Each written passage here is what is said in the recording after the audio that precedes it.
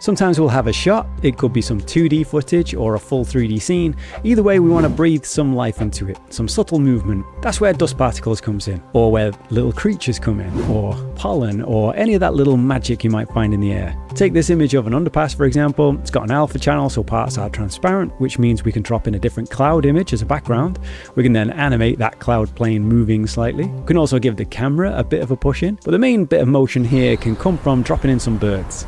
A quick side note, you can have a bunch of blenders open and running at the same time pretty easily. Here I've got the main dust particles file open. Let's find some birds and just Control-C to copy and then Control-V to paste into the main scene. Rather than having the birds swooping around though, I'll make some tweaks and limit the distance they can travel and then drop in keyframes so they fly from one position to another, and then it's ready to render out as maybe an MP4 for example. If you want to composite everything in something like DaVinci Resolve instead though, and you have the underpass with its alpha on one channel and the sky on another, keyframe the position of the clouds layer a little bit, then I'll use an adjustment layer to apply a zoom to everything, so it's like we're pushing the camera in a bit.